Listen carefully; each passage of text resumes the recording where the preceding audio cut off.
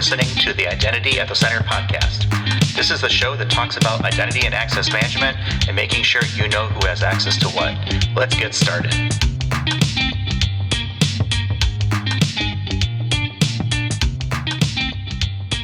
Welcome to the Identity at the Center podcast. I'm Jeff, and that's Jim. Hey, Jim.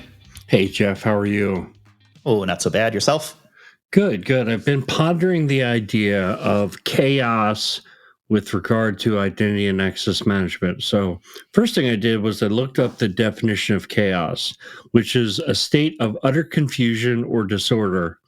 I thought, my experience and most of the clients I work with, I don't think that's a good definition or really a specific definition that applies to most of what I see.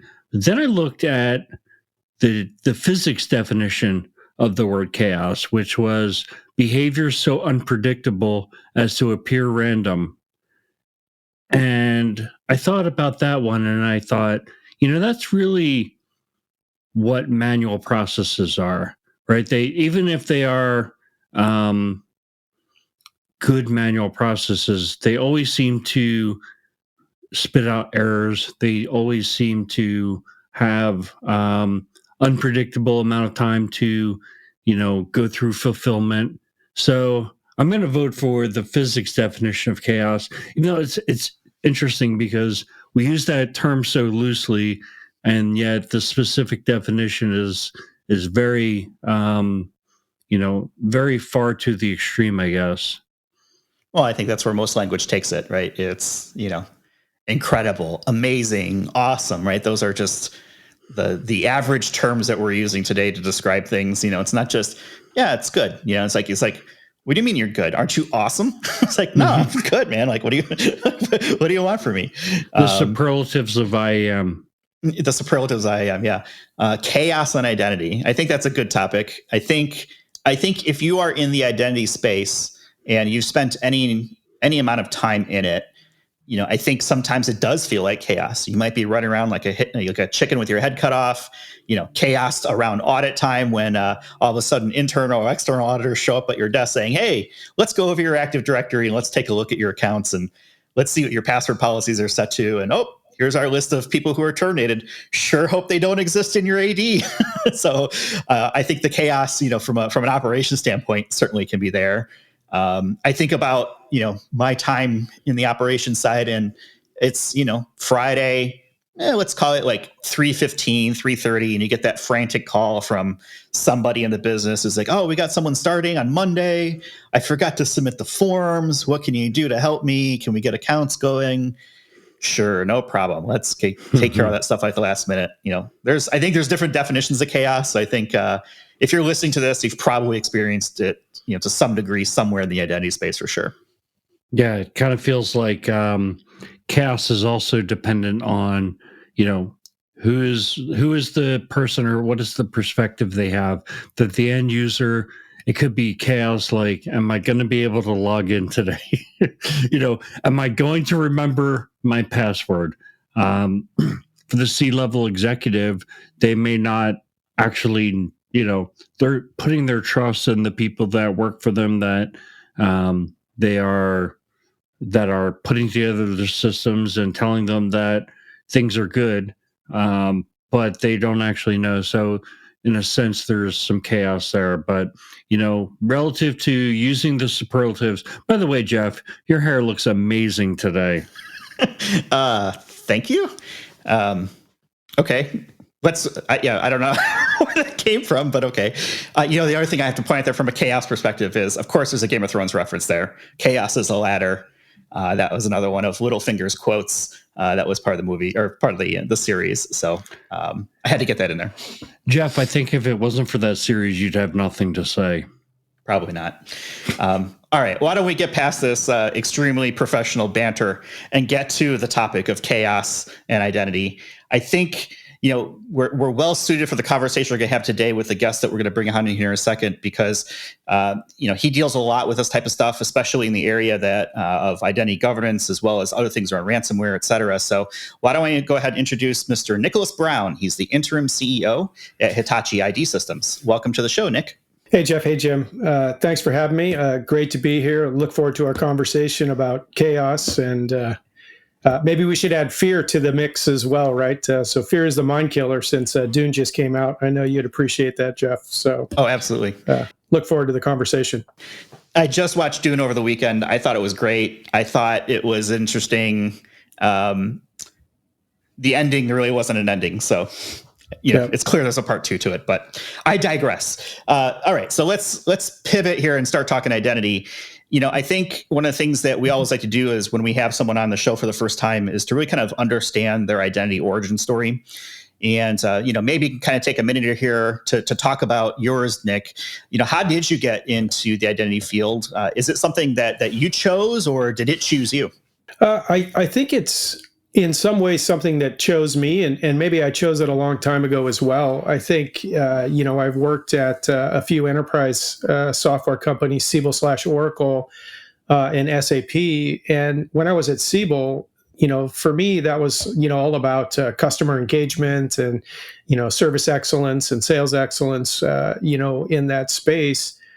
And had worked with some individuals at that company that were great. And one of them was working at ForgeRock. And we'd always tried to work together and finally made it happen at ForgeRock. And that's kind of how I fell into this journey. And the sales pitch was really identity is the next frontier for, customer, employee, business partner engagement. And soon, helping things engage with themselves as well. So I think that's how I fell into it. I really bought into the idea that, knowing and being able to manage identities and then leverage that capability to provide, a great experience for users, whether they're your employees or customers, really got me excited about the space. And then obviously thinking about, how that also plays into the security landscape of our customers as well is definitely a very current topic in the marketplace. And now you're with Hitachi ID Systems. You've been there for a little while. I guess for those who aren't familiar with Hitachi ID, what are some of the identity problems that you guys look to solve for? Yeah, Hitachi ID has a organic platform that they developed since 1992. So they've been in the business for quite a while, focusing around service capabilities and software capabilities around password management, identity, privilege, and group management and life cycles. So really a broad spectrum of everything a customer needs to foundationally set a good security landscape in their environment. So Nick, one of the great topics that we have seen you speak on and that we know you talk about a lot is ransomware risk. Got to imagine it's something that's top of mind for most of your peers and customers at the C level. And so maybe you kind of talk to us about why are those folks so concerned about ransomware? Yeah, I think, anybody who reads the news sees, why pipelines are getting shut down and businesses are being shut down. Manufacturing plants offline for days at a time, costing them, tens of millions of dollars for that event. So ransomware definitely is becoming top of mind because it's not just, I think in the past, we all thought that people were trying to steal, our data, right? Somebody wants my credit card or they want my information to attack me personally. But I think you see now that, there's not a lot of money to be made there. It's really in going in and shutting down a company and their strategic infrastructure. So it's definitely top of mind. How do I avoid it? The attacks are different, but the same to some degree. It's weak passwords. It's, phishing attacks, all these things that you have. And I think a new dimension that's causing a lot of concern with our customer base is we just did a recent survey with Pulse and kind of got some really shocking results as to the percentage of people, from a director level up to the C-suite who have been engaged by attackers or bad actors to participate and support their ransomware for rewards. And, the numbers are like 50% and above have been exposed to this kind of offer. So It's not just about employees making mistakes or somebody maliciously attacking and getting in through some weak points in your organization. It's now people actually reaching out and recruiting your employees and your executives into this, I think, attack, which is causing a great deal of concern with our customers. Yeah, and I saw an article on Brian Krebs. He's a security researcher, Brian Krebs' website, a couple months ago, talking about that, talking about how people who are in the positions of importance in IT security or in IT overall are being approached by would-be ransomware attackers to get them to participate in a ransomware attack against their own company. I think that's what you're talking about here, and it's pretty appalling, but it's also very eye-opening. I guess nothing should be surprising out of the cyber criminal world anymore, but it's a really interesting topic. So when you think about ransomware, do you think it's kind of just the inevitable, or are there things that IAM practitioners and CISOs could be doing right now, and specifically from an IAM perspective, but to reduce their risk of being attacked in a ransomware attack? Yeah, I think you hear a lot of talk about zero trust, in your security model, where you trust no one and you verify everything. I think that's going to become more and more kind of the mentality that our customers take as they then go, approach how to chip away at this problem and to build a better security model. Because, I think in the past we were trying to stop people from making mistakes. So I've got a program to educate my employees, help them understand how attacks occur, what are the common, patterns, how do you report these activities if they come your way, so everybody is becoming aware and pushing visibility in the organization. But now if I also have to look at my own employees, who I have, typically a lot of trust in my employees. I hired them, they're part of the team, they're part of the family almost.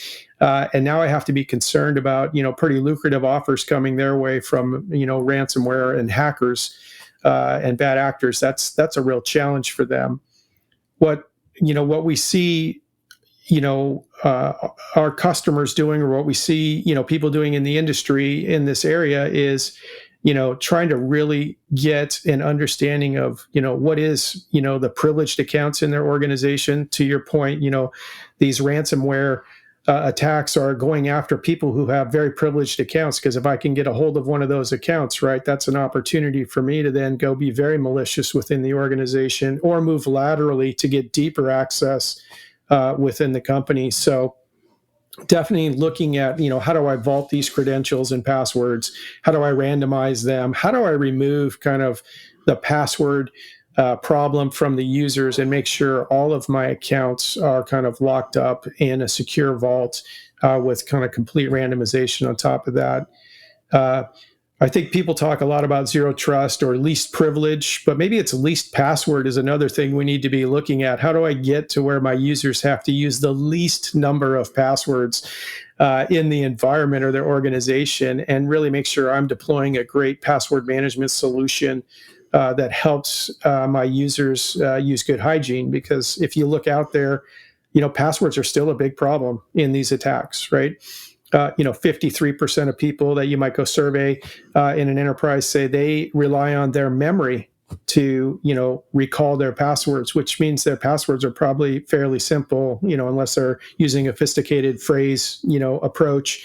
But, most people don't do that, right? So I still think, or they save them in a browser or, in Notepad on their iPhone or any of these other ways that are, very challenging. So I think, part of that might be what I'm seeing a big demand in lately from customers is, hey, is there a way to use something like a personal password vault? So can I get a vault for my users to use it both for their personal and for their business? And can I have control over that vault so that I, know at least they're using kind of really strong password, conventions anywhere they might need to use it on behalf of the business?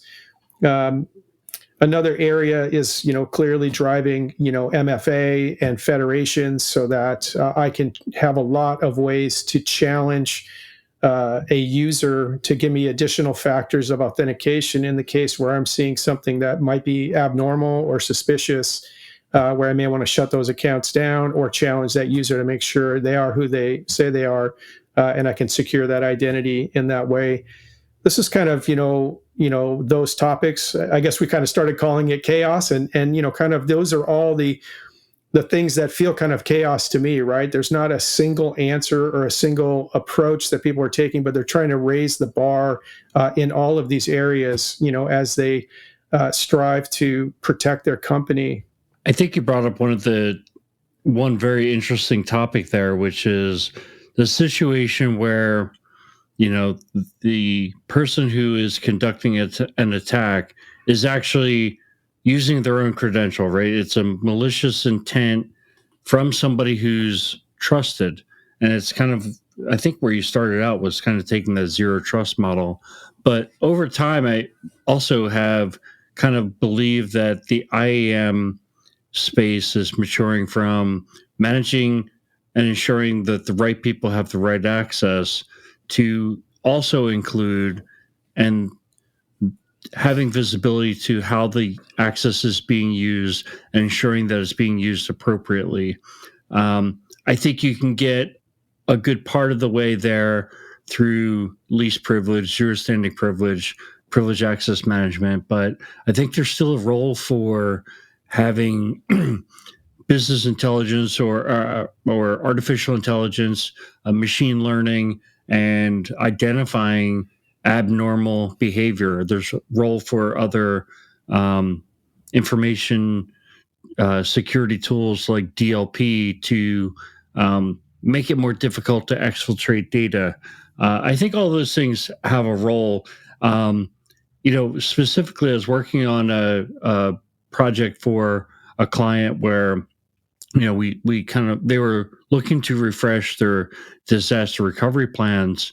I think that they were still, the going in approach was the data center burns down. And how do you restore services when some forces of nature or some act of God takes out the network or takes out a system?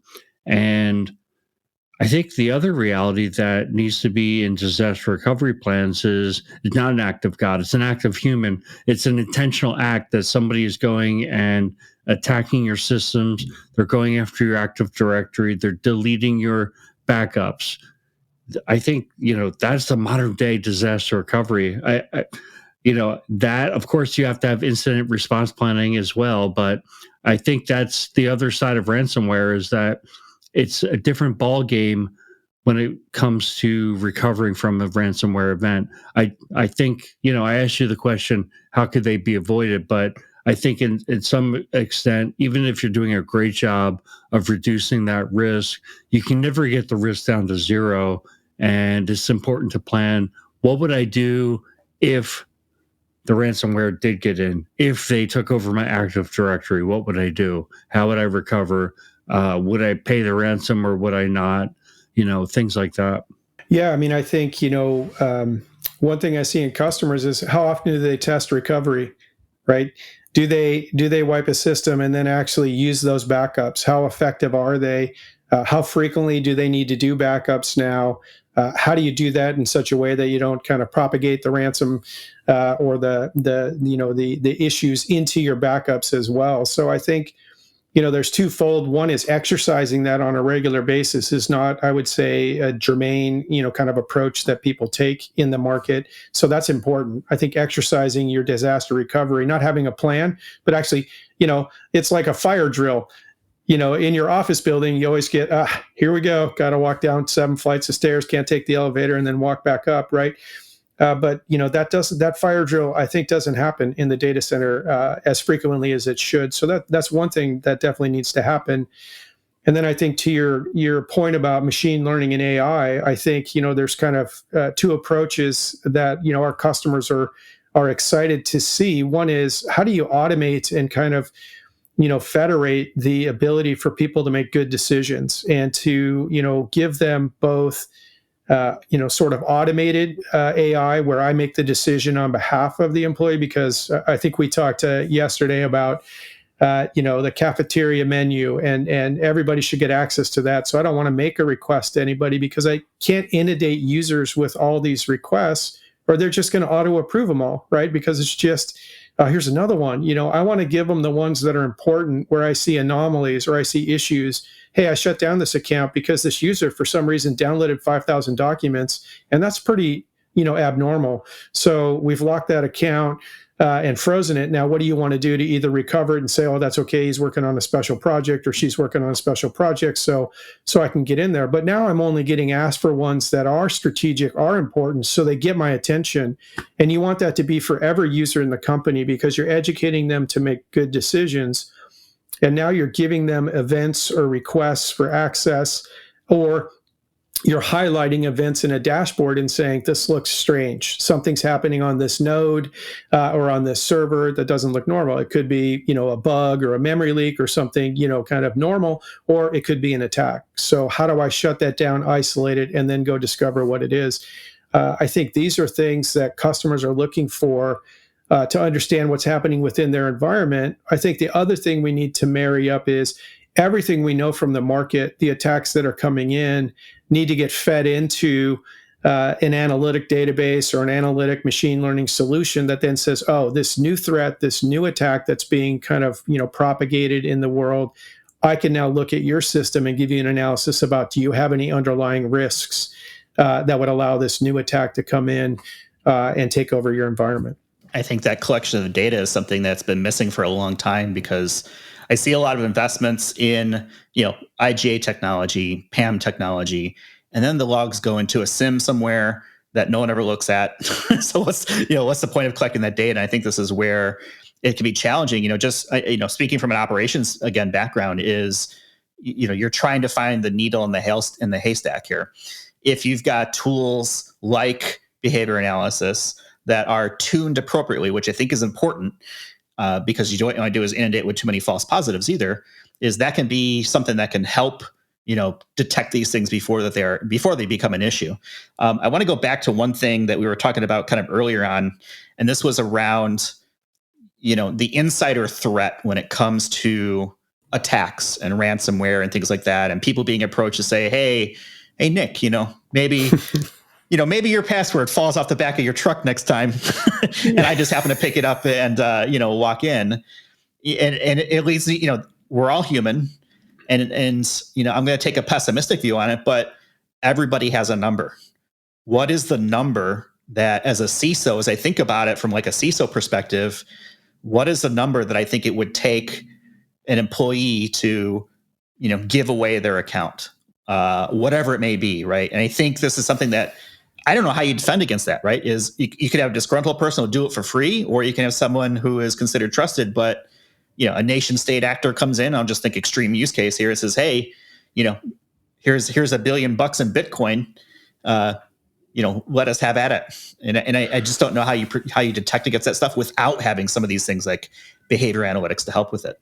Yeah, I think these payouts are pretty real. I mean, I was looking at a Verizon report a little earlier last month, and they were saying that payouts can average 40% of the ransom, right? So if you look at an average ransom of $3 to $5 million, this is $1 to $2 million paid out to an employee for assisting in a cyber attack. So there's some real money, and maybe I agree with you. It could be much higher than that as well, but it seems tempting, right? Potentially, which is kind of a risk that, to your point, you need to model against by understanding what is good behavior of your various roles, your groups, and your individual users within your organization. It's a multi-layered problem, because we have all this need to make things simpler and create user delight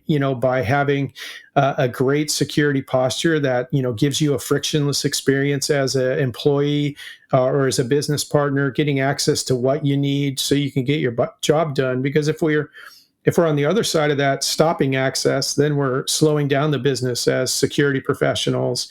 And I think we want to be enabling the business and in a secure way.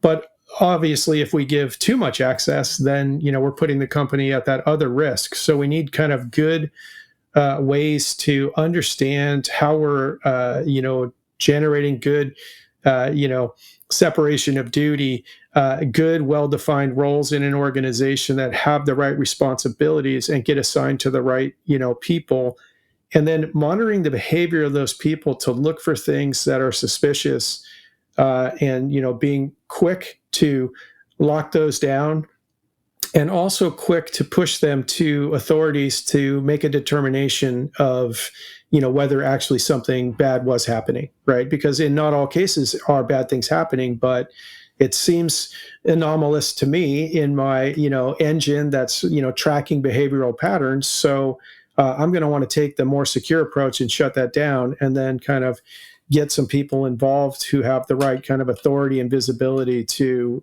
kind of approve and move it forward or keep it shut down, right? It's almost like, hey, if you have 3 people required to approve and do something, maybe that's what we have to start doing to get away from having these single points of failure potentially. So how do we do that in an elegant way that makes sure more than one person has visibility into things that are happening in your environment? And I think that's something that our customers are looking for in how they can have good alerting and make sure that more eyeballs are getting on these areas of risk when they occur. You talk about this ransomware payout, 40%. That's all part of the budget, right? Ransomware is a business, so I'm sure they bundle in some of this stuff, and it becomes a race to who can detect who first, right? Going into this, which is where some of these tools come in. Jim, if I were to give you a ransom in a Squid Game cryptocurrency, while it was still worth something, what are your thoughts on that? Well, my thoughts are, I think you're right. I think, when you said everybody has a price, I don't know if everybody has a price, but some people have a price. I think a large reason why the population isn't full of criminals is the fear of getting caught and the fear of what could happen to me if I was caught, right? Most people, or I'll say a lot of people, speed on the highway because they think, oh, one, there's not a big chance I'm going to get caught. But even if I do get caught, I'm just going to have to pay some money. I'm not going to go to jail for 10 years. So what I'm getting at here is, I think if you want to deter this type of crime, increase the chance that the person's going to get caught and that you're going to prosecute them, right? If that was the model, if you felt like, if I gave up my credentials or helped this criminal log into my company's system, there's a 99% chance I'm going to get caught, you're probably not going to do it, right? If you said what you said earlier, the example of like my password fell off the back of my truck, I'm sorry, I don't see how, unless you could kind of prove that that person logged in and did the crime themselves, somebody else logged in with that password, there's almost no way you could prove that they logged in. Now, if somehow you could prove that I approved the transaction, the authentication transaction on my phone from my IP address, et cetera, now it's like I was involved in the crime. I was, colluding in the crime. So I think that's a part of the answer, is making the chance that you get that you're going to catch the person in the act. And that's why we always talk about with privileged access management, one of the reasons for doing session recording is Big Brother is potentially watching over your shoulder. Even if you're only reviewing a small sample of the recordings, if it just happened to be that you review the session recording where the person committed the crime, or potentially the crime gets committed and now you have evidence, you can go back and see who did it. Well, that's going to deter crimes by themselves. Yeah, I agree. I mean, I think, speaking in superlatives, right? Again, everybody, sometimes I still think everybody has it, but the number may be so ludicrous that it's not feasible for anything, right? You talked about something there, Jim, around approving notifications. And it got me thinking about this whole passwordless situation and something that, we talked about at the FIDO conference with a few different folks. And I think one of the things that comes out of this is, is it worth the investment, right? How does passwordless come along and really change the approach to how we do that authentication? Because I do think, MFA is a great stop block against, ransomware. It won't solve everything. It won't stop insider threats who are colluding, those sorts of things. But, from a passwordless perspective, is it worth to go down that route? Or is that an add-on? And I guess, Nick, the question I've got for you would be, is it worth to investigate passwordless in conjunction with some of these other things? Because I also hear this thought that passwordless is just going to solve all this stuff for us, and we don't have to worry about that other stuff, which I don't think is correct at all. I think it's just another option, and, part of another arrow in the quiver of security. But, what are your thoughts on the passwordless approach, and how do you see that playing into this? Yeah, definitely, is an approach that our customers are, pretty interested in, and others that I've talked to in the industry, see passwordless as a possibility. I think the term that oftentimes we end up at is least password. So, the goal would be, how do I get to where my employees have to use the least number of passwords in the environment and how they operate? Because inevitably my users are still needing to go out and sign up for some application on the web that requires a username and password, right? And how do we identify those and identify all passwords that are currently kind of living within our organization and start to chip away and get to a least password, right? So I'm getting fewer and fewer and fewer passwords that are necessary for someone to perform their job and operation within the company. And I'm going to be leveraging, identity and privilege and, enterprise and personal vaults and all these technologies to start to go down this road of, passwordless, starting with this concept that a few CISOs and I have laughed about least password. Let's get to where you only need a couple passwords to perform your job function. And maybe 80% of my employees need zero, which, is where we want to be. But, it's a bit of, I mean, every device that gets shipped has passwords on it, right? I mean, everything that we do has a password, a PIN code. And, the more we can start to strip those away as part of our process and either vault and randomize those and remove the need for a user to ever create a password as well, I think is, kind of the path that we see CISOs and people in security wanting to go down. The buzz around passwordless is, reaching a very loud sound. I'm hoping that it continues in that direction. I'm hoping that this is real, that we start to see organizations en masse implement passwordless. I wanted to shift gears into another area of what I think is creating chaos in the enterprise, which is multi-cloud. It seems to me that almost every organization I'm working with now is entering into this multi-cloud approach, which leaves IAM teams and information security scrambling to figure out, how do we secure all this? So, just to define multi-cloud, it's where an organization has a couple of accounts at Amazon, they've got something in Microsoft Azure, Google Cloud, maybe some on-prem infrastructure as well. I guess my question to you is, how to avoid this chaos. If you were in charge of IAM for an organization, how would you tackle this multi-cloud problem? Yeah, it's a big problem, and it's a problem that is not even necessarily a choice for some of our customers or some folks you talk to in different industries or different regions. It's almost a legislated by the governments to say, I can't have all of our financial systems, on one cloud. So you need to make sure that you're kind of distributing your financial business on multiple clouds. So it's happening. I think it's also a way for companies to bargain with these cloud vendors, and I think it's not going away anytime soon.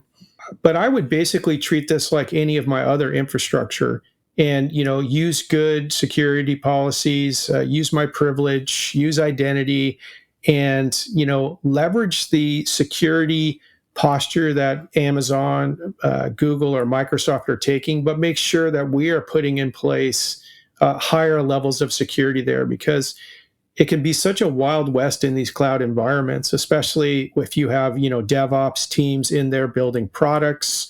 If you have people signing up and implementing different software solutions in these clouds, you really have to make sure that you're embracing this, you're enabling it, but you're securing it at the same time.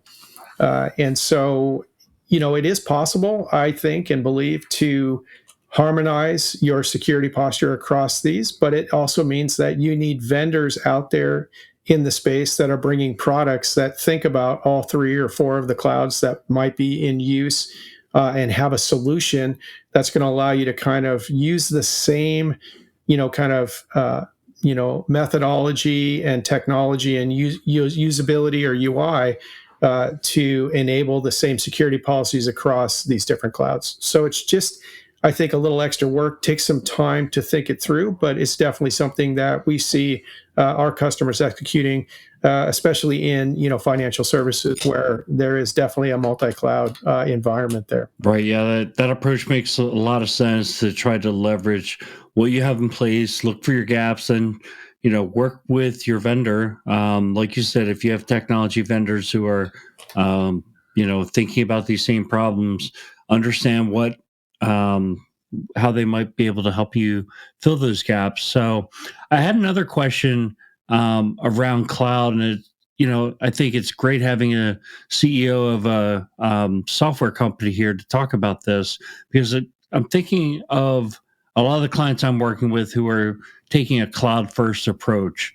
And when they think about adopting a new platform or adopting new software technology, they're looking for something that is quote unquote in the cloud. And I'm wondering if what you find from a customer perspective, if they're making a differentiation between, single tenant cloud and multi-tenant cloud, and do they have a preference of one over the other, or do they kind of look at them as either or kind of still fits my cloud first approach? From the customers I talk to and people in the industry, I don't see any real differentiation there between a preference.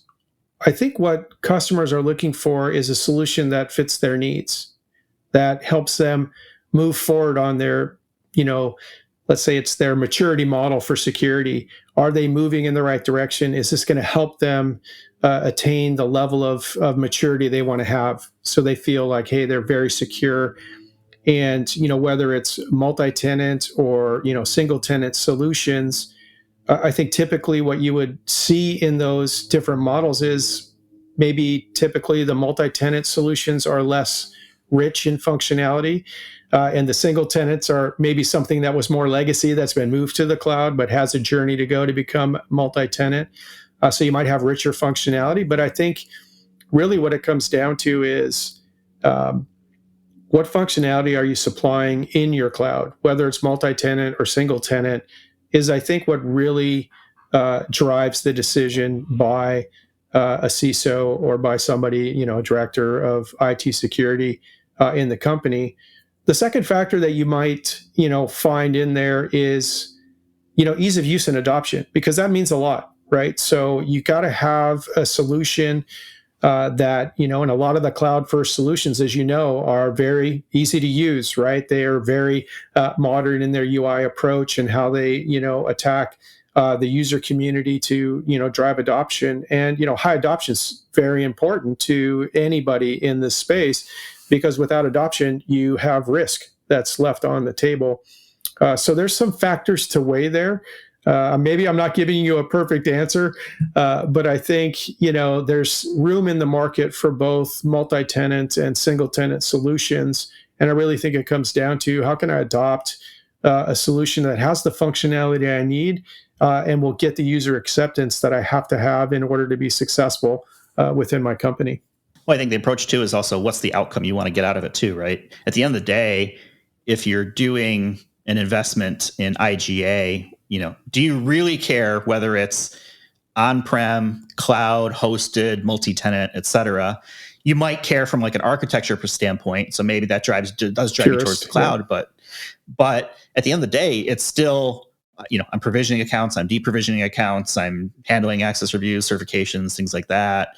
I've seen, marketing materials from lots of different vendors around, we're multi-tenant or we're not multi-tenant. And, there seems to be kind of like this, I hate to say like a feather in the cap if you're multi-tenant, which I don't necessarily agree with in all cases, because you're right. The multi-tenant solutions may not have all the functionality.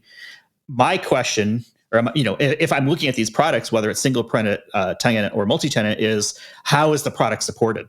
If the vendor has tools that allows for easy patching, migration, and keeps it up to date as if it was any other SaaS-based solution, do you really care if it's single tenant versus multi-tenant? I would say no, because the only thing I care about is, does it fulfill the functions that I'm purchasing this tool for, as long as it gets patched and updated. However the vendor wants to take care of that, fine with me. Yep. I think we're 100% aligned in that. I think that really, for me, it is this, what is the functional footprint that I need, from this product to get where I'm going? And if I have to install that on a server in my environment, or, I'm going to get that from a multi-tenant or a single tenant cloud provider, I think I would be good with it. And I think most customers would feel the same way. And your comments about, hey, is this thing being maintained and updated and patched, is very important, right? You can't have a solution in this space that's not maintained, updated, and patched, right? It's just, you wouldn't pass audit, right? What are you doing running on an old version of your security software? You can't have, something like that in your environment. So, obviously you need to go with a vendor and solution provider that is, keeping their product up to date and driving it forward. And look, there's lots of tools to do that with an on-premises deployment, or single tenant or multi-tenant cloud, and the new technologies like Kubernetes and containerization are all these things that allow me not only to deploy that in a multi-tenant cloud, but I can deploy it on premise as well, right? So I think there's lots of advantages coming from the development environments that are helping modernize our solutions. We're spoiled by choice these days. Back in the day, you only had one size shoe and you'd wear it. And now we've got all kinds of different shoes. Nick, you've been great, and I really appreciate the time. I know we're kind of running short here. So what I want to do is swim back up to the surface here, and let's maybe end on a little bit of a lighter note. COVID has been something that's obviously impacted all of us for the last year plus. And, we were kind of talking, before we hit the record button around some of the things that we've been kind of picking up. And, my question to you would be, what are some of the new COVID hobbies that you might have picked up over the last year and a half or so? Yeah, I think most of them were encouraged by my children, who are not really that young anymore. But a couple things. One is, you go from, traveling, over, 300,000 miles a year, and, you're probably home 50% of the time, to, really being home, like home 100% of the time for a couple of years. It's a definitely surreal experience.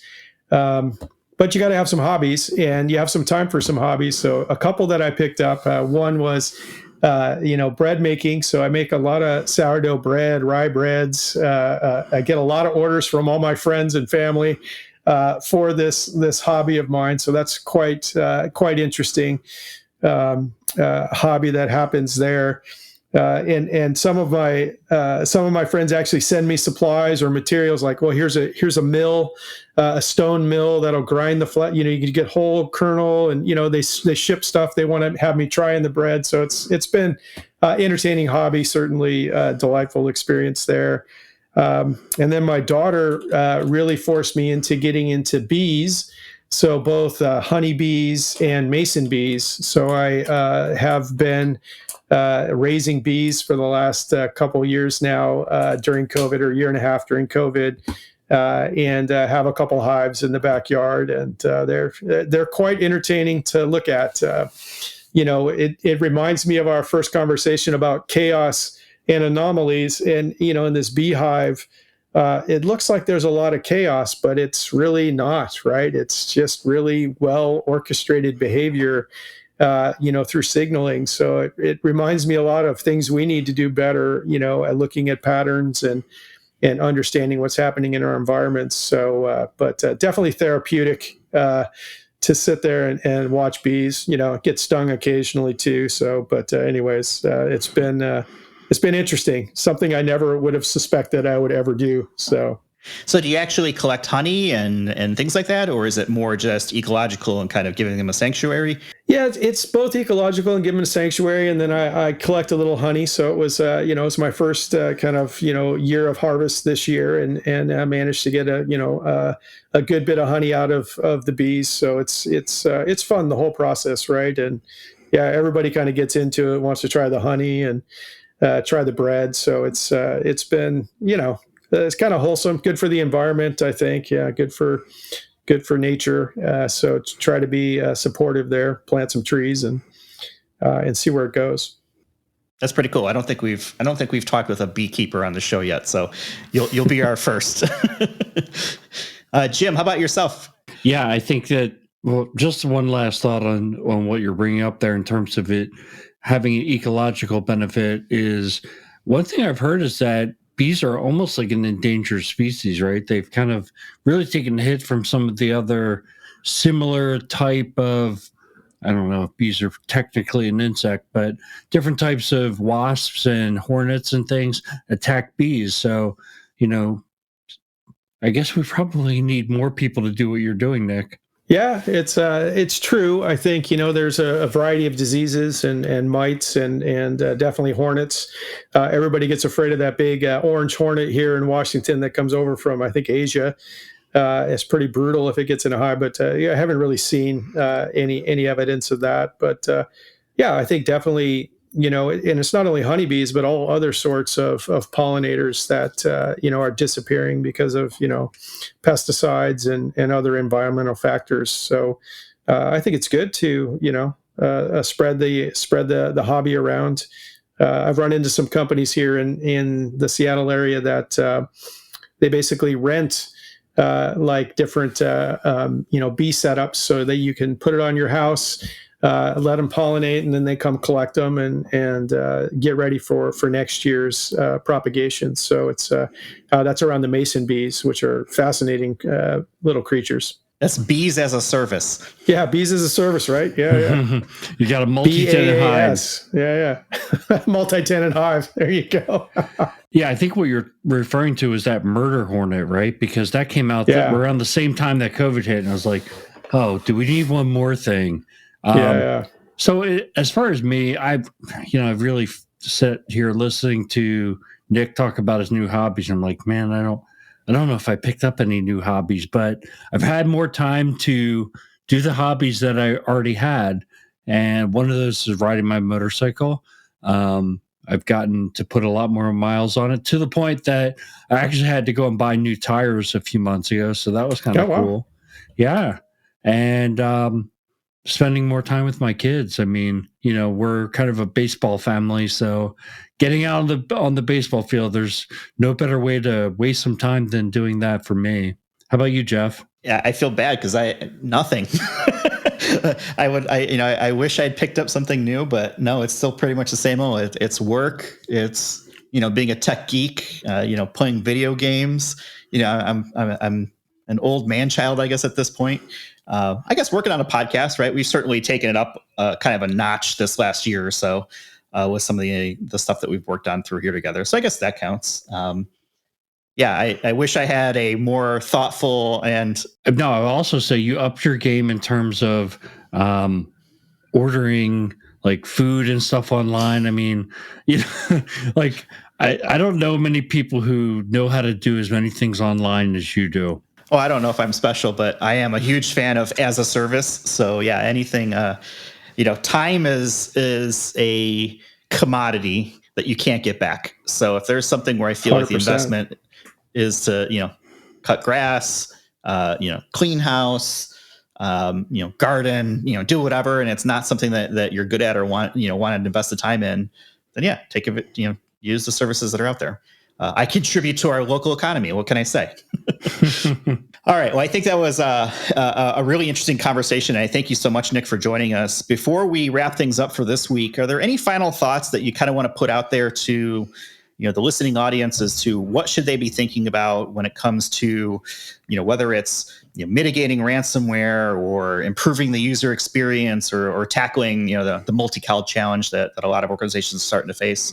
What are your thoughts for that? Yeah, I think, one thing I always encourage my customers and folks I talk to, to focus on is the user experience. I know we talked a little bit about it before, but, you really have to, create a frictionless experience for your employees and your contractors and your partners so that they can get access to the services, the software, the content that they need to get their jobs done, and do it in a way that creates employee delight and just a totally frictionless experience for them to go and do the functions that you need them to do to drive your business forward.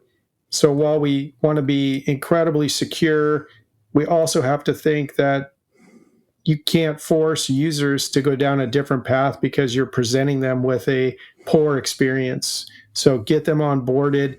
Everything they need to do their job is immediately available. I think that is where we want to help our customers drive their business so that it's secure and it's productive. And identity becomes an empowering capability within your organization instead of something that seems like a Heisman, a roadblock, right? The stop sign that's slowing things down. So that's where I really encourage us to all look at, how do I remove friction in a secure and reliable manner? Anything that makes it easier for anybody is always a good investment. It could be for the users themselves. It could be for administrators, people on the other side of the fence, delivering those services. If there's something that makes it easy for them, that shouldn't be discounted as well. Jim, 100%. How about yourself? Well, I think one of the great takeaways that I had from listening to Nick today was, he's talking about the using the cafeteria menu example, which we've used before ourselves, is just the idea that, we've got to remember people in the business are there to conduct business, not to approve access, right? So it's something they have to do as part of their job, but we want to make it as seamless of a process as possible. I feel like, as IAM practitioners, if we can reduce the amount of effort it takes for them, if we can automate the majority of access that a user needs, and then when it comes to requestable stuff that needs to be approved, if we can get it to the point where it's based on risk, so we're only bugging that manager to approve things where it's worthy of an approval, that's where we get to that sweet spot in IAM where we're providing the right level of security but taking user experience into account.